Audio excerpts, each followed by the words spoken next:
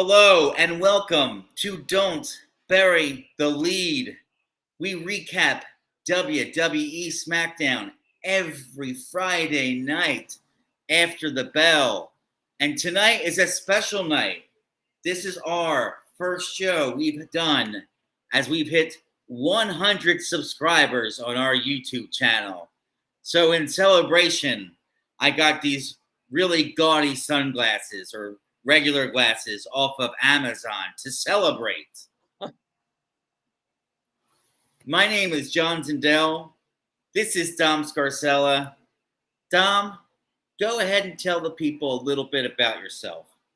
We don't usually start off with a little cheap heat, but we're celebrating our original platform, YouTube, hitting 100 subscribers. Thank you. Let's move on to the next 100. But before we get there, hey, John, don't bury the lead. What's our top story from tonight's episode of WWE Smackdown? Dom, we've been doing it up to this point to get 100 subscribers, so people are watching and they know we don't ever bury that lead. Absolutely never bury the lead. And that lead is, our main event was Jey Uso versus Grayson Waller. And Jey Uso goes over Grayson Waller in a singles competition. Dom, what did you think of this match tonight? This match was fairly good. It was confusing because the bell went off at 9:42 for this match here on the East Coast. So what are they going to give him, 15, 16 minutes? There's no way Jey can take Grayson Waller 16 minutes and look strong going into SummerSlam. So you had a feeling that this would involve Roman Reigns, Solo Sikoa, Paul Heyman. They're doing this thing recently where they kind of bookend the bloodline. They'll start them at the beginning and then have them finish at the end. And then, the show becomes, everything else is a sandwich. The bloodline is the bread. Yeah. And so this is no different.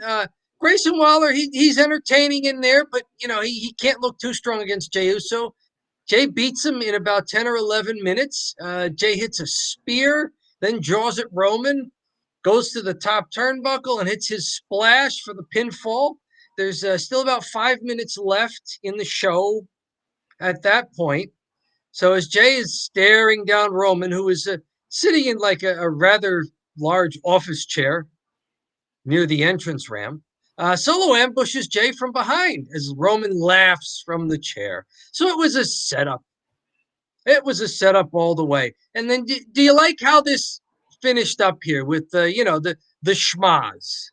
Yeah, at least Jey goes over Grayson. They didn't do something where Roman interferes and Grayson goes over. Yeah. I'd say, some notes about the match here. Grayson Waller came out to a library crowd. I mean, I know he is the heel, so he's not going to get cheered, but he wasn't getting booed. Something about the gimmick. The Titantron's goofy, the gimmick's goofy. He's wearing pink pants, so he's kind of a clown, right? So when he comes out, the crowd is just not digging the gimmick. On the other hand, though, the work's good. I like his in-ring skills, and I think he's got a unique style, and that's always welcome. Just he's not Bret Hart. Let's put it like that. He's not Bret Hart, but he's doing something different, and that's what you need to do to make it in the WWE. Like, just make yourself stand out. So I like him doing that during the match. Jey continues to feel like a guy that could knock off Roman, and I would be happy about it. I was a little confused seeing how strong Waller looked throughout the whole match. I mean, he was really laying it into Jey Uso. So are they doing the thing where Jey Uso is going to play the baby face that's getting beaten down, and then making the comeback? Is that kind of what they're doing here? I think he's babyfaced by the fact that the crowd's behind him. He has to be the underdog because that's the story, right? And that fits. Your babyface is your underdog. I mean, and that's a standard WWE thing going back through the whole Vince McMahon Jr. era. Even when Hulk Hogan was the champ as a babyface in the mid 80s, they would find some way to make it look like Hogan was facing this enormous evil beast of an opponent so that somehow Hulk Hogan was still kind of the underdog. It was King Kong Bundy or it was Andre the Giant or, anybody, it was Zeus. It was any of these guys. So that's standard though. Your baby face is chasing. And I think Jay's ability to become a baby face is what's going to make this match fun against Roman Reigns. Yeah. Because Roman was teetering as a tweener just because he's so cool. But Jay's ability to be a babyface, I think, is pushing Roman back to heel. Yeah, for sure. And I think this looks good going into SummerSlam. What about the post-match here? I'm with you on Grayson Waller. I don't have a problem with him in the ring. It probably takes longer to develop your character and to get the crowd into you from either a heat or pop standpoint. But I think he's decent in the ring. I mean, I don't want to spend too much time on him. He tried to do the Rock imitation, but missed the people's elbow. And then when he went for his rolling stunner, that was the beginning of the end. That's when Jay hit him with the super kick. Mm-hmm. And then that led into the finishing sequence. So good for Grayson Waller. Gave himself a good showing. But really, this was the bloodline bookend.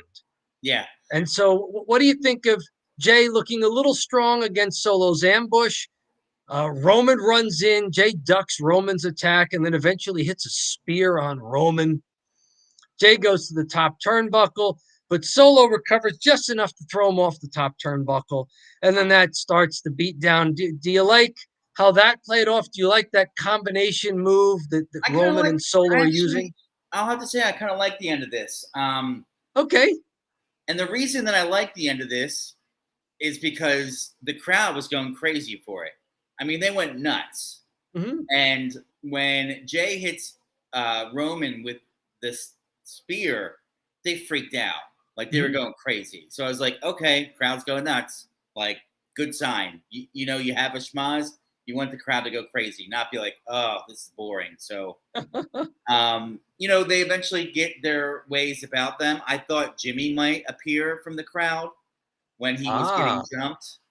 And I even noticed them look toward the crowd. I don't know what the crowd was chanting at the end. But well, they were chanting during the match. Jey Uso, part of his babyface solidification here, he and even Jimmy before were trying to do this where they go, ooh, and the crowd goes, so.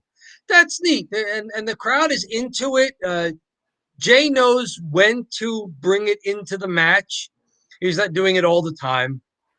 So that is neat. I'm with you that the crowd seems to be behind Jay. They're into this. But even if you had been watching this with the sound muted, do you like what you saw at the end?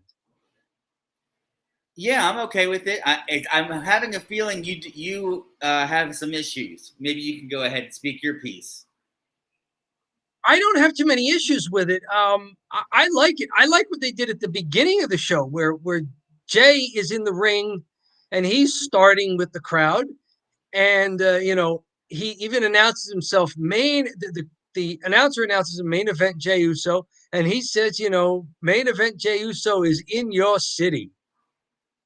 A little variation of what he and Jimmy used to do as a tag team. And then Roman Reigns' music hits, and it's Roman sort of asserting dominance that you think you're the big star now. No. This is my show. If I'm here, I lead off the show. I set the agenda. And, that ends with what makes you think you can beat me? And Jay says, it's because I already beat you. I pinned you.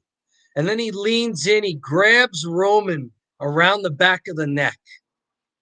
And he says, and at SummerSlam, I'm going to beat you again. And he walks out. So the bookend of the show here was Jay looking strong and Roman trying to really, piss all over Jay's parade and tell him it's raining. Right. Yes. He does it at the beginning, but Jay seems to get the upper hand and is a little triumphant there. But at the end of the show, Roman really does just dump all over. Yep. And Dom, that's the lead here, and we kind of incorporated the opener too, because I think it is a good point. They are doing like the opener here, and the closer is all bloodline stuff. And When then Roman's on the show, it's start the show, finish the show, see if you can retain your audience, because they're doing monster ratings numbers with Roman Reigns on the program. Bloodline overall, but especially weeks when Roman is there. So this is good show formatting. Oh yeah, no, for sure, and it totally makes sense because they're the hottest thing. They've been the hottest thing in wrestling since we started watching, and that's all the companies. It's AEW, that's WWE. So, all right, Dom. Now that that was the lead, right? Now that we're gonna move to the follow, I'm gonna take the glass. You think it's time to take the glasses off? I don't know. What if I leave them on? And if it gets like terrible, you can give me some sort of signal, and I'll take them off. If we make cheap heat videos, or are we just gonna have new viewers to see you with the 100 on? Hey, if that's what it takes, I'm willing to put over the show by getting pinned by a 100 glasses. I don't mind. All right, let's do it. Let's keep them on. All right, why not? They fit nice. You ordered my size. Thank you. So that's the lead, folks. We're going to move on into the next segment here, the follow. So we'll talk about the rest of the show. Dom, anything else stick out to you tonight during Smackdown? Yeah, the fact that nothing that happened in the ring seemed to matter. Interesting. I mean, my second favorite match of the night was also from just about the crossover of the hour there. Shortly after 9:00 here in New Jersey, we're on the East Coast, so it's SmackDown from 8 to 10. Charlotte Flair and Bianca Belair versus Sonya Deville and Chelsea Green. This was the closest thing to maybe a match of the night. No interference, decent action, but it seemed to be like this match was existing for something else, right? This was Charlotte Flair and Bianca Belair teaming up very impromptu against the new tag team champions in the women's division, Sonya Deville and Chelsea Green. So you grew out of a backstage interview thing, right? They have the new tag team champs to get buried right away. Yeah, I was going to say that the women's tag division, it needs some help at this point. Yeah. And so how good of an idea it is to have your tag champs kind of squashed here. Well, not squashed, but, two rivals who don't really like each other go over. Yeah. And what do you think of the match and that angle? So I'll tell you what. This match I really liked. I think this was the match. Probably, I think if you said, yeah, this might have been the match of the night. This might have been better than Jey Uso versus Grayson Waller. Mm-hmm. I like this one a lot. Specifically, some things I liked about it. The crowd was really into Bianca Belair and Charlotte Flair. The two of them, they were going crazy for. Mm-hmm. And Bianca Belair has had a streak of just getting go away heat, kind of getting some boos, and she's a baby face and people are booing her and she's not really doing anything to kind of react to that. But tonight, it all went according to the baby face plan because they were going crazy for her. And I'm thinking about it. Maybe they're in the deep South there in New Orleans. And, I saw a lot of women in the crowd. I saw a lot of kids in the crowd. Maybe that was just like, she fell right into that demo that she hits. Okay.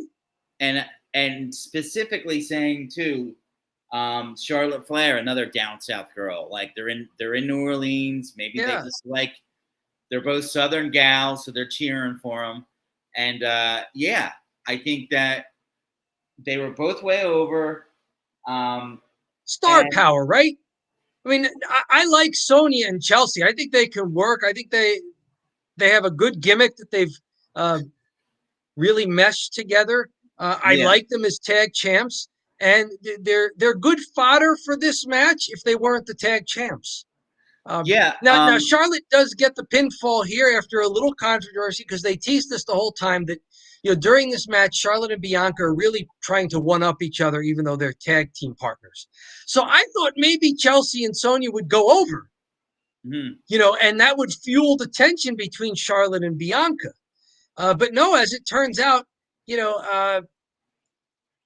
let's see here. Bianca Belair gets Chelsea Green up for a kiss of death, but Charlotte blind tags her as they were too close to their corner there. Charlotte comes in and just kicks Chelsea in the head to kick her out of the kiss of death, that fireman's carry beginning to the move. And then she just like is motioning Bianca out of the ring. Get out of here. I'm the legal competitor. Get out of here. I'll show you how it's done. I'll finish this off. And then she goes down and pins Chelsea. Was there another move involved there, or was it just the kick that happened 30 seconds earlier and Chelsea Green is just out? I think it was just the kick. And you could just see these are your freaking champs, right? The tag team champs. And there's a tag team they're facing that aren't getting along and arguing, and they still can't beat them. So kind of odd from that perspective. You almost would have said, is there another tag team that they could have thrown out there, Natalya and somebody, or I don't know. Like they have other women on the roster, but or get one of these Charlotte or Bianca some real heat, considering, as you're saying, they both kind of got babyface cheers here. Wouldn't it be great going into SummerSlam to have some tension and some heat between the competitors? That'd be nice. I mean, other than like whining at each other, there was no real tension between two people who were supposed to be competing for a belt. Yeah, you could even say like they get really mad and one of them attacks the other one, does like their finisher and leaves them in the ring, and then they lose, and then they're like, yeah, something like that. There you go. Probably would have been it. Not that like, oh, we couldn't get along in a tag match. But we won anyway, squashing the tag champs. That's right.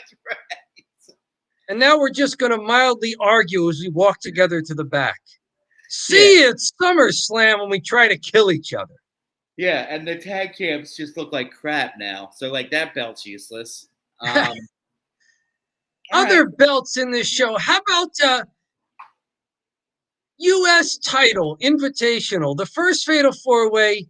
We've got Austin Theory on commentary for the second U.S. Championship Invitational Fatal 4-Way. We've got Austin Theory just sitting there in a chair and not allowed to talk on the mic. And tonight we've got him sitting all alone in a luxury box, getting nowhere near the ring, just eating popcorn. A comical amount of popcorn in the booth, too. Yes. Several, I guess they have several, things behind him, and then just that one, and he's just sitting there eating. Yes. He looks a little bit more lonely than like an intimidating pro wrestler because he's all alone in this box. Right. He looks like a guy who's kind of lost, even though he's been champion for several months. Yeah. But of course, the match wasn't really about Austin Theory. It was about who faces Austin Theory. What did you think of Santos Escobar versus Rey Mysterio? This is our first in-ring match of the night. Bell is at 8:26 because of the bloodline stuff that kicked off the show. And then backstage, Jay getting into it with Grayson Waller, which leads to their match at the close of the show. So 8:26, we get the bell. At 8:40, we get the announcement that Santos Escobar wins because Rey apparently suffers a whiplash on a dive that Santos Escobar hit on him going to the second commercial. And after consulting with a doctor who's out at ringside, the ref calls the match and awards it to Santos Escobar.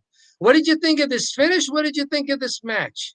And you were mentioning something about Rey's injury. Is it kayfabe? Is it real? What's going on?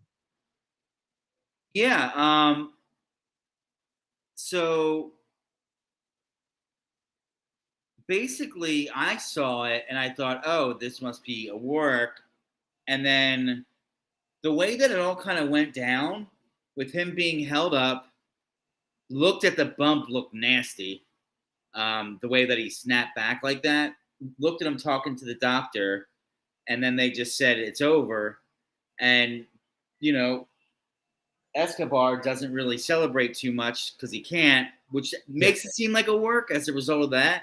But outside of that, yeah, I didn't know what to think. I felt like he really got injured. I'm hoping he didn't get injured. It felt like he got injured, but so I just put NA for this because I thought he got injured. So I'm just like, I'm not going to talk about it if it's an injury. If he didn't get injured and it's part of a storyline, it's stupid, and I don't like it. So that would affect my thumb drive grade. If this is a oh well, we don't want him to go over, so he needs to get hurt. Like, I think it's very dumb. I don't like that. Well, post-match, Ray is not walked to the back by medical staff. He's not carried to the back on a stretcher, even though this is like a whiplash head neck injury. He gets back in the ring. He's under his own power. He and Santos are hugging. Then they're kind of bowing to each other. They're gesturing. I don't know, but before all that happened, this was a decent match, wasn't it? I thought it was fast-paced. A lot of holds, a lot of reversals.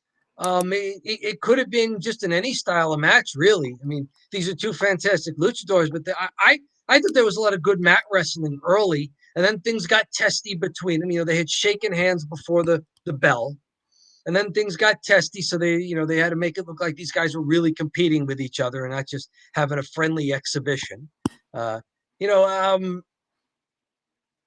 Santos is going to have the title match. Okay. I mean, if they wanted this to be Santos Escobar versus Austin Theory, the return, since they already did have a grudge match last week, there were ways that they could have gotten to it without this being the way. Yeah. I was really liking the match. I was feeling the match as it was starting up. And then, of course, we do dive commercial break. So I said, and I wrote, okay, dive commercial break. And then after the dive commercial break, there was an injury. So I just said, you know what? If this is a real injury, that I'm still on the side of that it could potentially be an injury. I'm just not going to put any rating. I'm just going to act like this match didn't happen. And if I find we don't like how they got there, but how about the result? I mean, this has been 3 weeks, U.S. Championship Invitational Finals. After all that, it's Santos Escobar getting a shot at Austin Theory. And it looks like it's not even going to be on SummerSlam. It's going to be on Smackdown. Perhaps. Yeah. So what's happening to the U.S. belt? If he's wrestling Escobar, he's probably holding on to it, and LA Knight's going to get it at some point. But, I mean, that would probably be what my hope would be. I'm even fine with I would like to see Escobar win it because Theory's not doing too much for me at the moment. And Escobar's been a fine performer. So, yeah, I kind of like Escobar. I probably like Escobar more than Theory. Okay, could be a fun matchup then whenever they decide to give it to us. But how about you? What do you think? I'm confused. Usually when a guy steps into a spotlight like this, a chance for Escobar, his first big U.S. title opportunity to contend for it, it elevates the guy. But I don't feel like Santos Escobar is being elevated here because I think Austin Theory he's just had not a very exciting and enthusiastic run lately. I feel like this belt is moving down in prestige. And so it doesn't feel like Santos Escobar is getting elevated by being put into this title picture. Right. That's a good point. And it could be going down in prestige because it's being defended on SmackDown. Didn't even make the pay-per-view. So that's a great indicator. And listen, we have a couple people watching here on Facebook, Twitter. Fantastic. Welcome to our celebration of 100 subscribers on our original platform, YouTube. Of course, subscribe wherever you like to watch us, Twitch, Facebook, YouTube. We're working on the next 100 at YouTube. And of course, we're live right now. Join the party. Is the chat open, John? The chat is open. Go ahead. If you have anything to say about SmackDown tonight, about our channel, about our glasses that we're wearing, if you want to trash us, we'll take hate. We'll take love. We'll take whatever you want.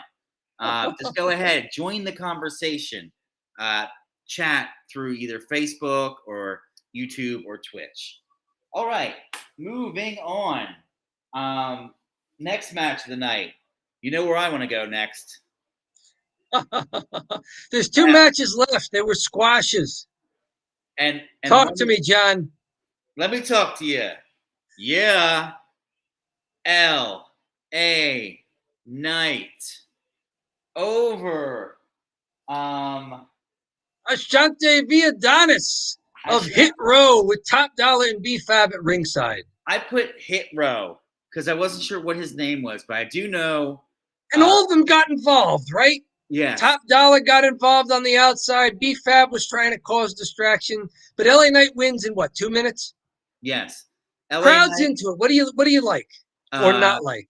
LA Knight called Top Dollar Uncle Phil. That was a pretty good one.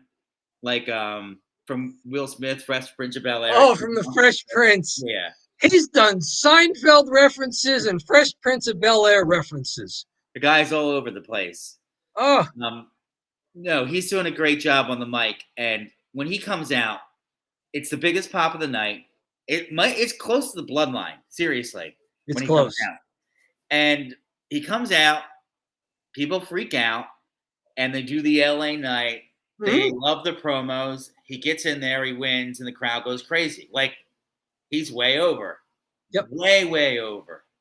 And I don't think I've seen a baby like, honest to God, like, you look at the other way over baby faces like Cody Rhodes, like, it's comparable. It's like it is crowd, right. The crowd reaction's the same. It's a different style. It's a little bit more comedy and more charisma, I'd say, than Cody's, which is like my daddy. But but yeah, so I love the LA Knight thing, and I got to see my boy Top Dollar, who I love for all the wrong reasons. I didn't get to see him wrestle, but I got to see him out there do his thing. Correct. He was out there. He interfered a couple times and tried to jump up on the apron and got knocked off the apron. LA Knight goes into his finishing sequence there, the blunt force trauma for the pinfall. It took just under 2 minutes with everything that they got into it. You know, the crowd was into it, but we can't see too much. Was this even the most important LA Knight segment of the night? No, right? Because he's backstage. They announced Adam Pearce talking on the phone about a new thing that they just told us about SummerSlam Battle Royal. LA Knight walks into Adam Pearce's office and demands to be in that Battle Royal. The Brawl and Brood Center and do the same. So now it looks like Sheamus is going to be in the Battle Royal at least. And LA Knight and Sheamus will go one-on-one next week on SmackDown. So it gives us something to look forward to right before the pay-per-view. And it also gives you instant interest in this match that, looks like it was just... If they announce last minute that they're adding a Battle Royal to a pay-per-view, you think it's like nonsense, right? This is just to get everybody else on the card. Yeah. But now it looks like it might matter. LA Knight's in it. Yeah, so maybe this is their consolation prize. They realize they screwed. I don't know what else they're going to do with them. But yeah, like maybe they're realizing, oh man, we should have had LA Knight in this U.S. title match, and then that would have been much better for SummerSlam. But they're going to put him in the Battle Royale, and if he doesn't win that, then we're done here. We're done watching WWE. We've got a problem because the crowd reaction to LA Knight is not just, oh, isn't this fun? The low card guy is entertaining. The crowd reaction to LA Knight is that they want him to make progress. Yeah. They can't keep him as just like, oh, this is the guy who carries our low card. Yeah. No, give him a chance. The crowd is behind him because they want to see him get a chance, not because they want to see something that's we can chant during, a throwaway 2-minute match. I'm even looking at it to the point where the Money in the Bank that Damian Priest has, man, that would look good with LA Knight right now, wouldn't it? It would, but we don't watch Raw, but I think it looks great on Damian Priest too. Yeah. We did that a little bit of that in Cheap Heat. But one more thing, match-wise on tonight's show, Karrion Kross versus Carl Anderson. They make a big deal that because Karrion Kross had beat up Carl Anderson and Luke Gallows backstage, during the first Fatal 4-Way to distract AJ Styles out of a possible U.S. title contendership. Now Carl Anderson wants some revenge on Karrion Kross. Carl looks good for about 30 seconds until Scarlett interferes. That allows Karrion Kross to get the advantage. This match is over somewhere between 2 and 3 minutes. Karrion Kross gets the pinfall. And then post-match, he starts beating up on Carl Anderson some more. The rest of the OC runs down to chase off Karrion and Scarlett. So it's just building to AJ versus Karrion Kross. Okay. But we already knew that, right? Yes, we did know that. This rivalry continues to go on, and it's very odd because it felt like it was over, but there's going to be a blow off, I'm assuming. Sometime. At some point, maybe next week. I don't know if it's going to go to SummerSlam. Before we get to the thumb drive, there's one thing I want to mention here because they've been trying to make it a recurring thing the last few weeks. Bobby Lashley. Yeah. Showing up backstage for vignettes, very well dressed. He looks like $1 million. We already know he looks like $1 million in the ring. Yeah. But now he's dressing the part. This is the second time he's been courting the Street Profits. And he tells them backstage they need to dress like stars. Mm-hmm. Is there a new faction forming here? And if so, do you like it? So I do like Bobby Lashley making a stable. And these two, interestingly enough, seem a little lost. I really thought they were going to break up and have a rivalry. I thought we were going to go that direction. I like that aspect of it. If I'm going to be honest with you, do we always just have to have the factions of the other people that look like other people? Like, it just seems a little lazy, right? Like, yes. Do you the know subtext here? Yes. You know what I mean? Like, could Bobby Lashley have done this with another set of guys, or had like other people in it? Does it have to always be this? The Asians are always with the Asians, you know. Mm-hmm. The white guys are always with the white guys. Like the Brawling Brutes, Irish guys are always with the Irish guys. Like, you know, all the British Isles, yeah, they're all together. Yeah, they're all together. So that's my only beef with it is let's do it. Let's see if it works. But I would like to see a little diversity. And I think definitely years back they had like the Nation of Domination and Owen Hart was in it. And that was great. You know, it was just like, it made sense. It was like, okay, he's the bloodline with Sami Zayn. It made it through the roof. It was like, yeah, this is great. There's another act in this. If they don't go racial tropes, I like this. I like that they have something for Bobby Lashley to do. I like the idea of another faction. I like the idea of a faction with a bona fide star and potential top of the card guy in it. Because if the bloodline is onto a huge final chapter, Roman's going to take some time off, maybe go to Hollywood. The formula of having a powerful faction leading your brand seems to work. And I'll tell you, and if someone else is going to do it, man, I don't mind. Bobby Lashley's a main eventer to me. Yeah. So I like seeing where this is going to go. I'm interested in the teases they've given me. I like Bobby Lashley back. I like him looking like he's the leader of something, like he's top shelf. And I really liked, the thinner, more athletic dude, Montez Ford and Angelo Dawkins. Montez Ford, married to Bianca Belair. Montez Ford's good. He wrestled LA Knight, and they had an excellent match. And I said, man, I like Montez. They did. Ford. The other guy, you know, we'll have to see what he's all about. All right. Is it drive time, or do we have any other details we want to go through from the show? Dom, we're 34 minutes in, and you know what that means. We got to give a thumbs up or a thumbs down to this show. It is drive time. It's time for the thumb drive. Do you want to go alternating here, or do you want to do what we did last week and just kind of, rock, paper, scissors it at the same time? We can go alternating. You want to go first? Sure. I will give this one thumbs down. Ooh. It just seemed to me like nothing in the ring mattered. Okay. Sorry, I got 2 squash matches, a match that ended in an injury, a match of the night was kind of weird and seemed to bury your women's tag team division and not get heat on the competitors for your SummerSlam triple threat match. And then your last match of the night, I like seeing Grayson Waller get a chance, but that match could have been anybody in there. All right. And the schmaz was more important to it. So yeah, nothing in the ring mattered. I got to give it a thumbs down. What say I you, my friend? I actually had it graded the opposite way. I Okay. gave it a thumbs up.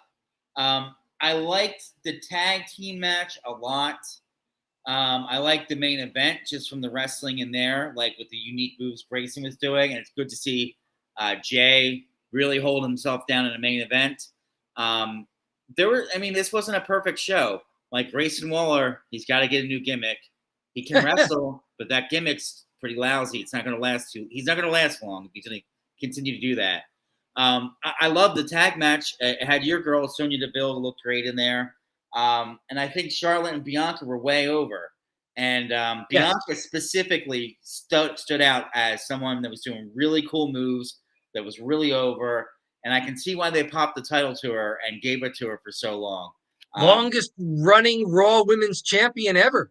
Yeah, so I can see why she's up there. And even so, the earlier stuff, I would have to say this. I'm assuming Rey Mysterio and Escobar. I just wrote that as nothing.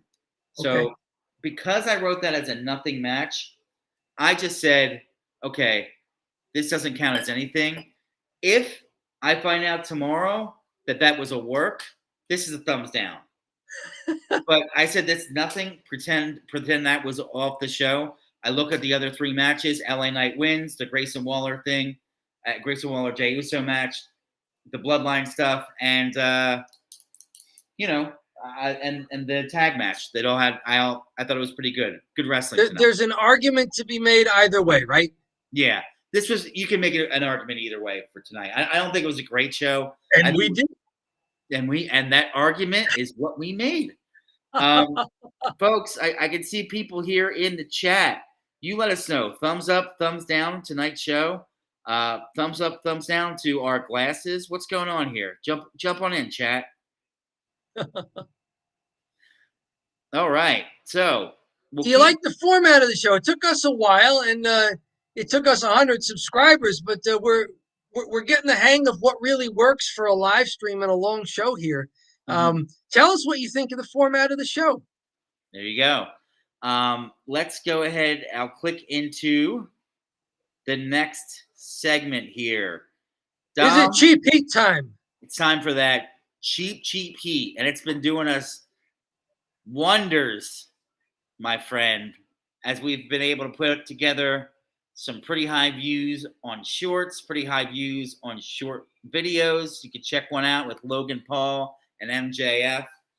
We did a video about them. But yeah, let's talk a little cheap heat here. You have anything you wanted to talk about? Let's talk injuries. Things are they're trying to work them into storylines, but it seems like there's some legit injuries. Let's go first here. The women's tag division, we mentioned that it's getting a little thin in the ranks. Liv Morgan came back from an injury. They dropped the belts to Chelsea Green and Sonya Deville. Raquel Rodriguez and Liv Morgan did, talking about an injury to Raquel Rodriguez, which may be legit. Now it looks like Liv Morgan has a legit injury as well. It's a shoulder problem. Not sure if it's the same shoulder and if she just came back too soon or if it's a different shoulder. But real stuff here. They did an angle on Raw where Rhea Ripley just ambushed her before a match they were supposed to have and took her out. So this is a way storyline-wise to get Liv off of the programming. Raquel Rodriguez is also off of programming with what they're calling a knee injury of some sort. Oh, things are not looking good in the women's tag division. Some of it may be booking, some of it may be just bad luck. And another injury that we're talking about, since we want to talk tag teams, how about Kevin Owens Oh, dealing with a legitimate injury here? yeah. This is going to throw a wrench into the men's tag team division because he and Sami Zayn have had a pretty fun and popular run with the belts since winning at WrestleMania. What does this do now? What happens to their tag team reign if Kevin Owens has to be out for a while? They set it up at the most recent Raw that while Sami Zayn was challenging Dominic Mysterio for the new NXT North American title, that everybody else was thrown out of ringside, but then Judgment Day jumped Kevin Owens in the back and started kicking him down the entrance ramp. That distracted Sami, allowed Dominic Mysterio to get the win. And then Sami ran out of the ring to kind of save KO.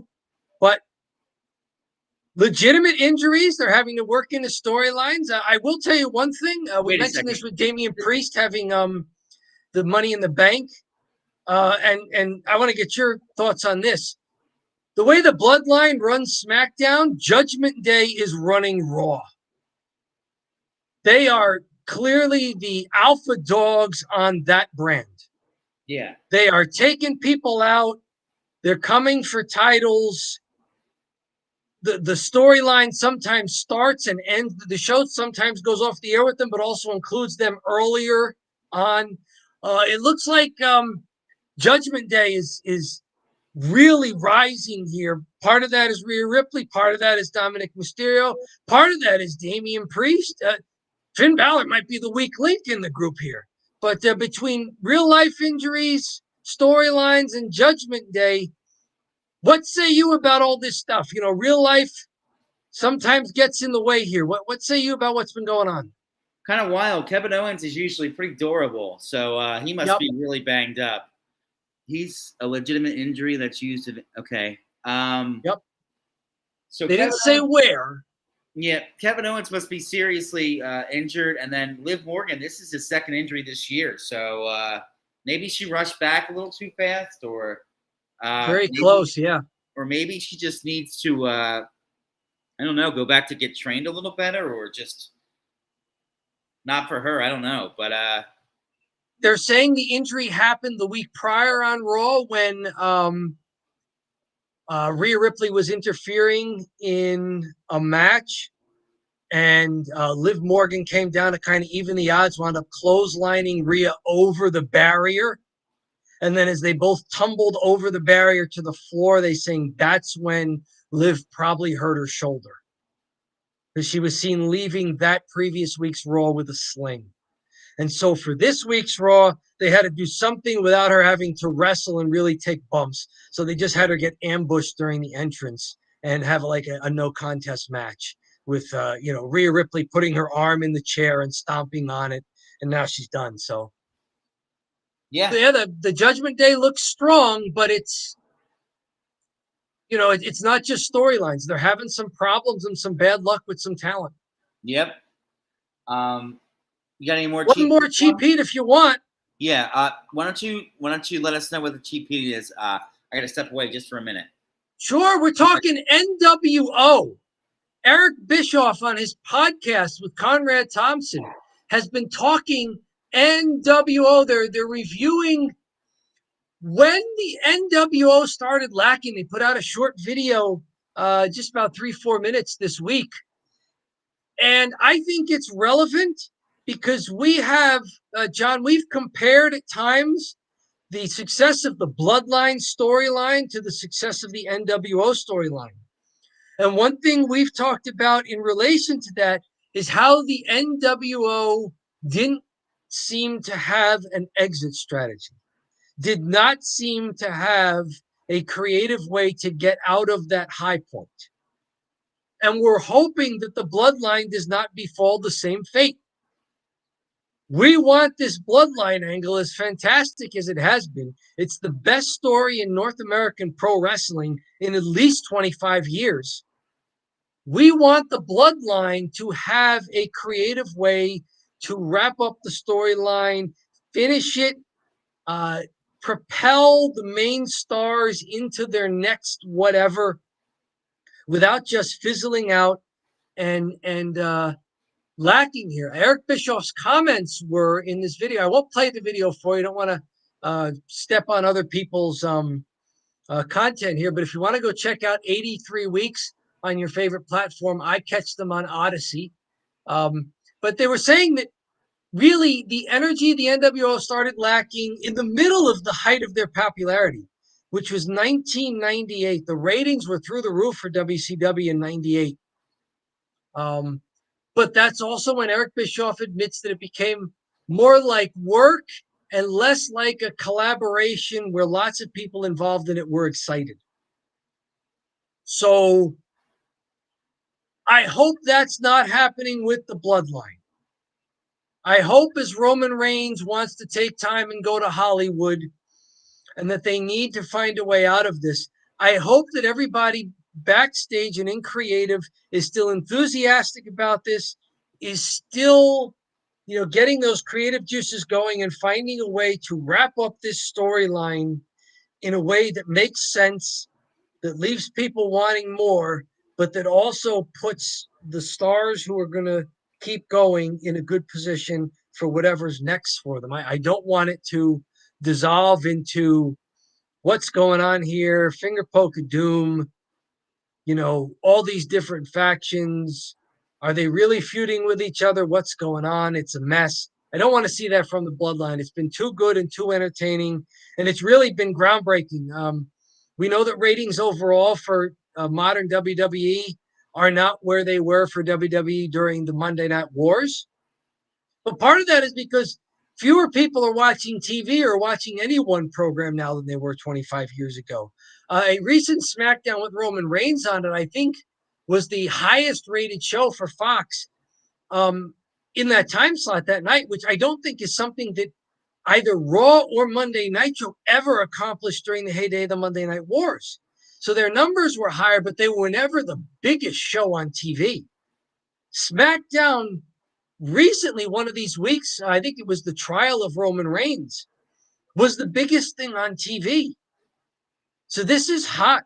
Let's not undersell how great the bloodline has been for SmackDown and what a huge disappointment it would be if it becomes the mess that the NWO became. And, they can look back on it now, and Eric Bischoff can talk about it whimsically and admit that, yeah, things were not going well and they could have done it differently. I hope in 25 years, people aren't having that same regretful, whimsical look back on the falling apart of the bloodline. I want them to do this well. All right, Dom. So that's tying in a little nostalgia with something happening currently here. Did you have any cheap heat that you wanted to get to, my friend? I don't have an article to bring up, but a lot of news behind this. So Dave Meltzer, who is pretty notorious for being the guy that came up with the 5-star rating. He's a wrestling historian. He's been around forever. He's got a pretty good podcast, and he's got a good grip on, I'd say, pro wrestling in general. He had an interview with Chris Van Vliet, who is a kind of an up-and-coming actor that started to interview a bunch of wrestlers. So he interviews, like, pretty big wrestlers, I'd have to say. Okay. So this guy interviewed Dave Meltzer and really kind of pressed him on some of his ratings. So, for example, Shawn Michaels versus Undertaker was not a 5-star match. And he'd be like, how is that not a 5-star match? Like, that was Mania. This is, like, supposed to be one of the greatest matches of all time. And then, like, anything that happens in Japan, like, he gives a 5-star match to. Sure. So, a lot of people on the internet are saying, I don't care about Dave Meltzer ratings, or you shouldn't care, or why do people give him clout? And it's like, calm down. He just makes an opinion. He gives a 5-star rating. He likes Japanese matches more. You don't have to like it. Calm down. You don't have to write in his little comments, oh, you can't give a 5-star for this, but you can't give a 5-star for, no. It's his opinion. It's a very subjective art form that he does. So, isn't it more important that he's consistent than, everybody's favorite match can't be 5 stars. Mm-hmm. Right. Um, there was a match in WCW, and I think it was Cactus Jack versus Vader, and that was like 5 stars for me. That match was awesome. Okay. And it was Halloween Havoc. It must have been Cactus Jack or some style of Mick Foley. I forget which one. Maybe I Cactus. believe it was just Cactus Jack back then. He didn't do the Yeah. multiple personalities until the WWE run. Yeah, and it was a totally great match. And then I was like, oh, this is 5 stars, but it's a 5 stars for me because I loved it. Sure. Everybody else has their own, grading system. So, internet nerds, chill out. Leave Dave Meltzer alone. If you don't care What's about been your favorite match, John, that we've seen so far in the Don't Bury the Lead era, which dates back to the last Friday of September 2022? Oh, easy. Roman Reigns versus Sami Zayn. Okay. Easy. That's At fine. Elimination Chamber. Yeah, absolutely. I enjoyed that match too. My favorite so far was Rhea Ripley versus Charlotte Flair at WrestleMania. Yeah. No, that's a good one too. Yeah, that was a great match. We don't do star ratings. We just say, oh, it's a really good match or it's not. We're not. Yeah, we talk about whether it's engaging, whether the storyline makes sense, whether the action in the ring is logical. It's more for us about the experience rather than the label at the end. Yes. I mean, it's a lot for me. Everyone has different grading systems and criteria, and I think one thing that really resonates for me in the criteria is how's the crowd?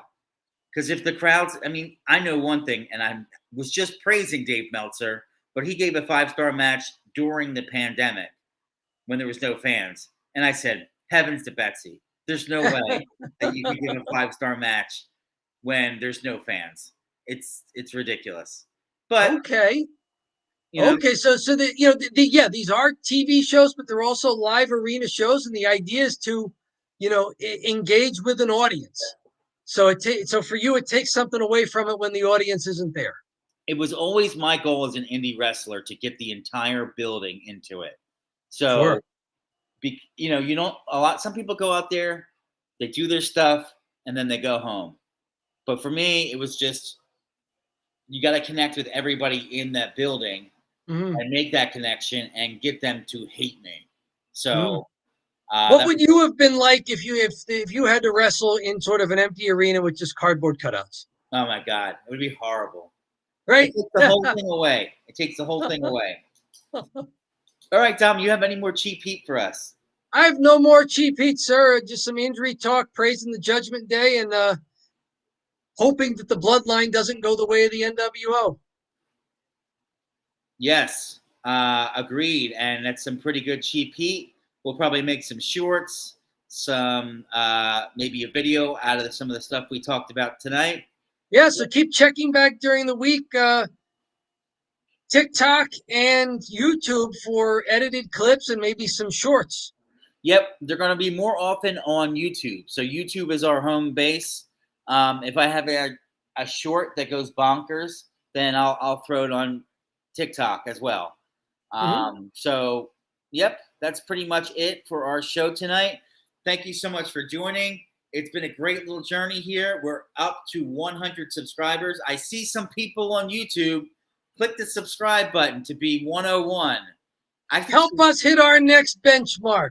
Yes. We love that you're watching. Hey, we'd love to see you back. Yeah. So go ahead, click the subscribe, hit the like button. It helps the channel so much, and it doesn't cost you anything.